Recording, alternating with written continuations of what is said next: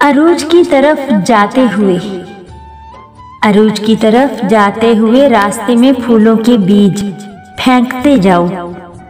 सवाल का सफर पुरसुकून रहेगा। अगर कांटे फेंक कर जाओगे तो वापसी पर खारदार झाड़ियां ही मिलेंगी। और वापसी का सफर तो हर सूरत में तय करना होता है। जब भी किसी पर एतबार करने लगते हैं तो वो ऐसी ठोकर मारता है कि रूह तक घायल हो जाती है।